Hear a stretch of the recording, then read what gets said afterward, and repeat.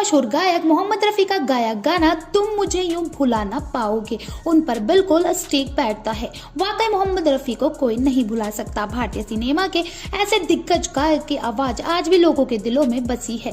24 दिसंबर 1924 को जन्मे मोहम्मद रफी की जिंदगी से जुड़ी ये खास बातें जो आज हम आपको बताने वाले हैं। तो अगर आप भी जानना चाहते हैं उनकी जिंदगी के कुछ खास बातों को तो बने रहिए हमारे साथ वीडियो के अंत तक।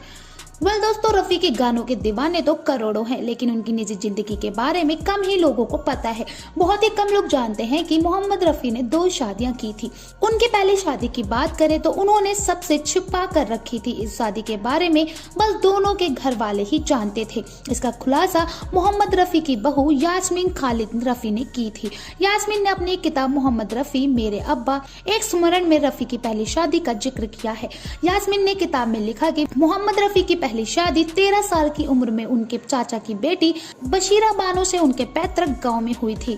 यह शादी ज्यादा दिन तक चली नहीं क्योंकि बशीरा ने रफी के साथ भारत आने से मना कर दिया। भारत और पाकिस्तान के बंटवारे के वक्त दंगों में बशीरा के माता पिता की मौत हो गई थी।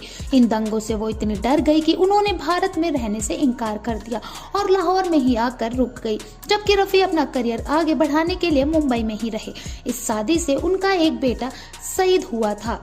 1944 में 20 साल की उम्र में रफी की दूसरी शादी सिराजुद्दीन अहमद बारी और तालिमुनी शाह की बेटी बिल्किश के साथ हुई। रफी के घर में उनकी पहली पत्नी का जिक्र नहीं होता था क्योंकि उनकी दूसरी पत्नी बिल्किस बेगम उन्हें बिल्कुल पसंद नहीं करती थी। अगर कोई भी उनकी चर्चा करता भी था तो बिल्किस बेगम और रफी के साले जाहिर बारी इसे अफवाह कहकर बात को दबा देते थे।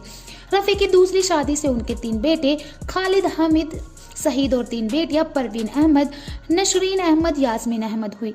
रफी साहब के तीनों बेटों सईद, खालिद और हामिद की मृत्यु हो चुकी है। दोस्तों, आपको रफी साहब के बारे में ये दिलकश किस्सा जानकर कैसा लगा? आप हमें कमेंट सेक्शन में कमेंट करके जरूर बताएं। साथ ही वीडियो को लाइक, सब्सक्राइब और दोस्तों के साथ शेयर करना बिल्कुल ना भूलें। Bye bye.